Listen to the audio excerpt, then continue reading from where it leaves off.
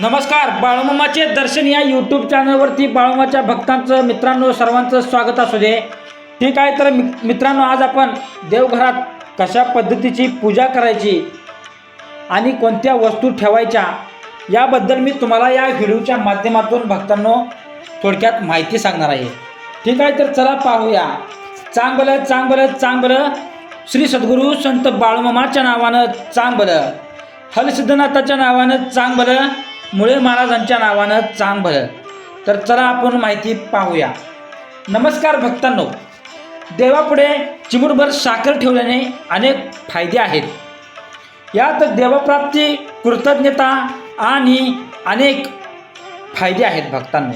यात देवप्राप्ती, कृतज्ञता व्यक्त तसेच शुभ कार्यामध्ये साखरेचा वापर केल्याने सर्व गोष्टी सुखकर होतात असे म्हणतात मित्रांनो. ही एक पारंपरिक श्रद्धा आहे ज्यानुसार चिमूटभर साखर ठेवल्याने घरात सुख, समृद्धी आणि आनंद येतो. घरात सकारात्मक ऊर्जा आणि समृद्धी येण्यासाठी देवापुढे चिमूटभर साखर ठेवण्याची प्रथा आहे भक्तांनो.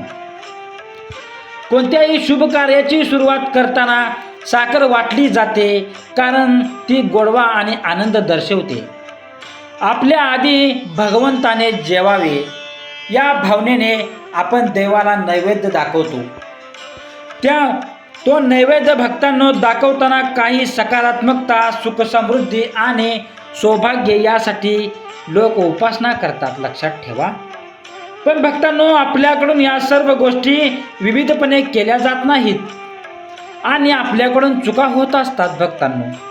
नकळतपणे आपल्याकडून झालेल्या या चुकांमुळे कुठेतरी आपल्या घराला दोष लागतो आणि त्यामुळे आपल्याला संकटांचा सामना करावा लागतो.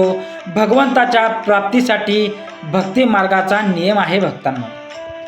भक्ती मार्गाने अल्पावधीतच ईश्वर प्राप्ती होऊ शकते. देवाची आराधना केल्याने इच्छित फळाची प्राप्ती होते. यासोबतच घरामध्ये सुख समृद्धी येते. म्हणूनच उपासक म्हणून आपल्या देवतेची भक्तिभावाने पूजा करा. मित्रांनो, कमेंटमध्ये बाळूमामाच्या नावानं चांगलं हीच कमेंट करा. या नियमांचे पालन केल्याने साधकांवर भगवंताचा आशीर्वाद कायम राहतो. याच्या कृपेने साधकाच्या जीवनात केवळ शुभ आणि शुभच गोष्टी घडतात. देवांना नैवेद्य कसा दाखवावा? देवांना नैवेद्य दाखवल्यानंतर त्या नैवेद्याचा एक अतिशय चांगला उपाय आज आपण बघणार आहे भक्तांनो. तसेच देवांना नैवेद्य दाखवताना पहिल्यांदा भक्तांनो काय करावे, पाणी कसे आचमन करावे, कोणता मंत्र म्हणावा याबद्दल सर्व माहिती आपण या व्हिडिओच्या माध्यमातून माहिती घेणार आहे, लक्षात ठेवा. तसेच भक्तांनो, आपण देवाची पूजा करतो. शास्त्रामध्ये उपासनेसाठी काही खास नियम सांगण्यात आले आहेत. त्यांचे पालन करणे आवश्यक मानले जाते. तसेच देवपूजा, पाठ किंवा मंत्र पठण करणे, नैवेद्य अर्पण करण्यापासून आरती करण्यापर्यंत विविध धार्मिक श्रद्धा आहेत. नियमांचे पालन करून पूजा करणे व्यक्तीच्या सर्व मनोकामना देव पूर्ण करतात असं म्हणतात. देवांना प्रसाद, नैवेद्य अर्पण करण्याचे काही नियम शास्त्रामध्ये सांगितलेले आहेत. तुम्हीही देवाला नैवेद्य अर्पण करता तर काही नियम लक्षात ठेवले पाहिजेत भक्तांनो. काही लोक देवाला नैवेद्य अर्पण केल्यानंतर तो नैवेद्य बराच काळ तसाच देवासमोर तिथेच सोडून देतात आणि मात्र असं करणं चुकीचं आहे. बाळूमामाच्या भक्तांनो, सर्वांनी ऐका, मनापासून ऐका आणि लक्षात ठेवा या गोष्टी. त्यामुळे तुम्हाला देवाची कृपा प्राप्त होणार नाही. तसेच त्याचे नकारात्मक परिणाम देखील तुम्हाला भोगावे लागतील. भक्तांनो, देवाला नैवेद्य अर्पण करण्याच्या नियमाबद्दल आपण जाणून घेऊया. देवाला नैवेद्य दाखवताना तो कधीही जमिनीवर ठेवू नका. देवासाठी आपण नैवेद्य दाखवत असतो तर तो नैवेद्य एखाद्या छोट्याशा प्लेटमध्ये काढून नंतर ती प्लेट चौरंगावर आदराने ठेवली पाहिजे. नैवेद्य नेहमी सोने, चांदी, पितळ किंवा मग मातीपासून बनवलेल्या भांड्यामध्ये अर्पण करायचा असतो. आपल्या हिंदू धर्मामध्ये, सनातन धर्मामध्ये भक्तांनो, या धातूंना अतिशय पवित्र आणि शुद्ध मानलं जातं. याशिवाय तुम्ही केळीच्या पानावरही नैवेद्य अर्पण करू शकता भक्तांनो. नैवेद्य तसाच सोडू नका. काही आपण देवासमोर नैवेद्य ठेवतो आणि दिवसभर तसाच नैवेद्य देवासमोर राहतो, तो तसाच अगदी वाळून जातो भक्तांनो. नैवेद्य दाखवताना प्रथम आपल्या घरामध्ये अन्न शिजल्यानंतर ते अन्न उष्टे न करता प्रथम देवासाठी एका प्लेटमध्ये ते अन्न काढून भक्तांनो ठेवावे. अन्नामध्ये कांदा लसूण किंवा तिखट पदार्थाचा समावेश नसावा. तसेच देवाला नैवेद्य दाखवण्यासाठी गोड पदार्थांचा समावेश असावा. जरी आपण रोज गोड बनवत नसलो तरी सुद्धा आपण तूप दही भात साखर किंवा दूध भात साखर किंवा गुळाचे पदार्थ असे गोड पदार्थ तुम्ही देवाला नैवेद्य म्हणून दाखवू शकता भक्तांनो. स्वयंपाक झाल्यानंतर ताबडतोब परमेश्वराला नैवेद्य अर्पण करावा भक्तांनो. अर्पण केलेला नैवेद्य थोड्याच वेळाने आपण आपल्या घरातील लोकांसह ग्रहण करावा. असं केल्यामुळे आपल्यावर सकारात्मक परिणाम पडू शकतात आणि घरामध्ये अडचणी कष्ट त्रास या सर्वातून आपली सुटका होते भक्तांनो. जर आपण देवासमोर नैवेद्य तसाच ठेवून दिला तर तुमच्या पूजेवर देव नाराज होऊ शकतात. असे म्हणतात भक्तांनो की जर तुम्ही देवाला अर्पण केलेला नैवेद्य तसाच देवाच्या समोर ठेवला असेल तर विश्वसेना चंद्रसेर चंदनशिप आणि चंडाली या नकारात्मक शक्ती आपल्या घरामध्ये वाढू शकतात आणि घरामध्ये आजारपण वाढते, अनेक समस्या वाढतात भक्तांनो. म्हणूनच घरातील सर्व लोकांनी नैवेद्य मिळून खाल्ला पाहिजे. हा प्रसाद म्हणून आपण सेवा केला पाहिजे. असं केल्यामुळे आपल्या घरातलीच काही शारीरिक अडचणसुद्धा लांब जाऊ शकते, दूर होऊ शकते भक्तांनो. पण जेव्हा आपण देवाला नैवेद्य अर्पण करतो तेव्हा ते अन्न नसून त्याचे प्रसादामध्ये रूपांतर होते. देवाच्या दिशेने नैवेद्य ठेवला गेला पाहिजे. नैवेद्य ताजा आणि स्वच्छ पद्धतीने बनवलेला असावा. आपले मन स्वच्छ सात्विक असावे भक्तांनो. नैवेद्य दाखवताना प्रेम आणि समर्पण भाव असावा. तसेच खऱ्या भक्तिभावाने देवाच्या मूर्तीला अर्पण केलेला नैवेद्य देवाला सुद्धा मान्य होतोच. देवासमोर नैवेद्य खाल्ल्यामुळे देवसुद्धा आनंदी होतात भक्तांनो. हा नैवेद्य खाल्ल्यामुळे देवासाठी आदर व्यक्त करणे असा आहे. त्यामुळे देवही आपल्यावर प्रसन्न होतात, आपल्याला शुभ आशीर्वादही देतात भक्तांनो. तर मंडळी, देवांसाठी नैवेद्य आपण जो अर्पण करत आहोत तो आपण ग्रहण करावा. सणावाराच्या दिवशी सात्विक भोजन देवांना सात्विक पद्धतीने अर्पण करू शकतो. रोजच्या रोज पूजेमध्ये आपण फळे किंवा स्वयंपाक जो काही बनवतो तो नैवेद्य देवांना अर्पण करू शकतो. पण सहसा देवांना नैवेद्य गोडच अर्पण करावा. जर योग्य पद्धतीने देवांना नैवेद्य अर्पण केला तर जीवनात आपणास अन्नधान्याची कमतरता कधीसुद्धा येणार नाही मित्रांनो. देवाला नेहमी सात्विक भोग भगवंताला अत्यंत प्रिय आहेत. यासाठी गंगाजलयुक्त पाण्याने स्नान करावे. त्यानंतर स्वच्छ वस्त्र परिधान करून देवासाठी नैवेद्य तयार करावा.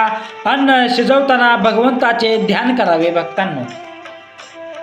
मनामध्ये सतत भगवंताचा जप करावा.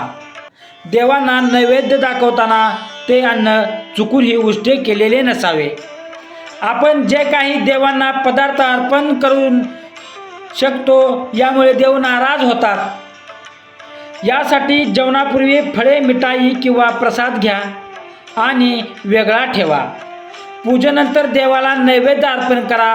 पूजा आटोपल्यानंतर पूजा झाल्यानंतर घरातील सदस्यामध्ये प्रसादाचे वाटप करा. नैवेद्य अर्पण करतेवेळी कोणता मंत्र म्हटला पाहिजे तर मंडळी, देवभक्तांचा भुकेला आहे. नैवेद्याचा नाही, पण आपण रोज भोजन करतो मग देवासमोर फक्त साखर ठेवतो. हे योग्य आहे का? तर आपण रोज भोजन ग्रहण करण्याआधी प्रथम देवांना ते अर्पण केले पाहिजे, नंतर आपण भोजन केले पाहिजे. हे सर्वांनी लक्षात घेतले पाहिजे.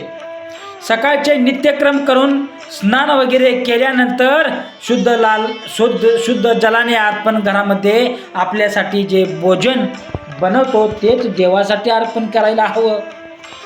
पण ज्या पाण्याने आपण भोजन बनवणार आहोत ते पाणीसुद्धा स्वच्छ असावं, ते वापरलेलं असावं, ते वापरलेलं नसावं मित्रांनो.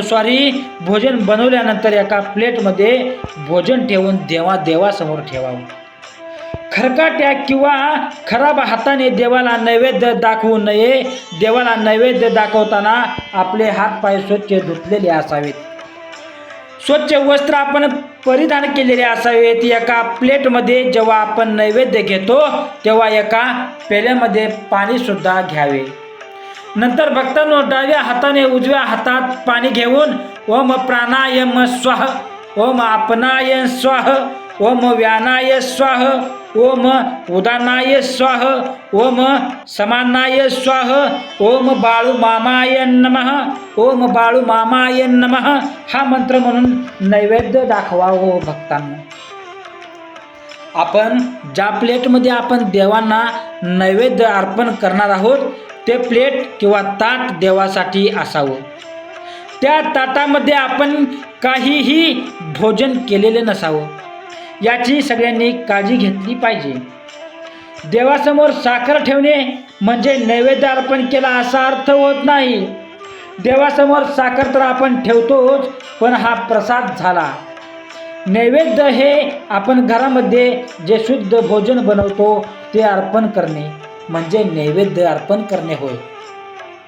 तसेच नैवेद्य आपल्या इच्छेनुसार आपण काहीही अर्पण करू शकतो, पण जो नैवेद्य देवांना अर्पण करणार आहोत तो आपल्या घरामध्ये बनवलेला असावा. हिंदू धर्मामध्ये घरातील स्त्रीला लक्ष्मी आणि अन्नपूर्णेचे स्वरूप मानले जातं. म्हणूनच तिच्या हाताने बनवलेलं स्वास्तिक शुद्ध भोजन हे पवित्र आणि शुद्ध मानलं जातं. भक्तांनो, असं म्हणतात की भोजन बनवणाऱ्याचे भाव आणि विचार त्या भोजनामध्ये उतरत असतात. शुद्ध आणि पवित्र भाव बाहेरून आणलेले भोजनात मिळणार नाहीत. म्हणून शक्यतो भोजन घरामध्ये बनवलेलं असावं. देवांना नैवेद्य अर्पण करण्याचे नियम तर मंडळी, आपण नैवेद्य अर्पण करतेवेळी 2 मिनिट डोळे बंद करून देवासमोर हात जोडून देवांना म्हणायचे आहेत की देवा, माझ्या मामा, माझ्या बाळू मामा, यथाशक्ती यथा भक्ती मनोभावे आपणास मी नैवेद्य अर्पण करत आहे, याचा तुम्ही स्वीकार करावा. देवांना अर्पण केलेल्या नैवेद्याचा नंतर काय करावे? भक्तांनो, आपण देवांना नैवेद्य अर्पण केलेला असतो तेव्हा तो कुटुंबातील सर्व व्यक्तींनी मिळून प्रसाद म्हणून थोडे थोडे नैवेद्य ग्रहण करावे. देवांना नैवेद्य अर्पण केल्यानंतर त्याच्या बाजूला एक पाण्याचा तांब्या भरून ठेवावा. त्या तांब्यावर भक्तांनो एक छोटीशी प्लेट किंवा वाटी झाकून ठेवावी. त्यामध्ये कचरा पडणार नाही याची काळजी घ्यावी. पण हे पाणी देवाची शक्ती ग्रहण करते व ते पाणी अमृता समान होत असते. ते पाणी पूजा झाल्यानंतर फेकू नका. ते पाणी आपण स्वयंपाक बनवतो त्यामध्ये त्याचा उपयोग करा. देवाची पवित्र ऊर्जा त्या पाण्यामध्ये उतरते आणि ते पाणी खूप पवित्र बनतं. अशा पाण्याला आपण स्वयंपाकामध्ये वापरू शकतो. भक्तांनो, यामुळे आपले अनेक प्रकारचे रोग आणि दोष नष्ट होतात. सरते शेवटी देवाला आव्हान करून म्हणावे, तुझ्या ठिकाणी माझी भक्ती अचल असू दे. ही लोकांची कामना पूर्ण होऊन परलोकी उत्तम गती मिळू दे.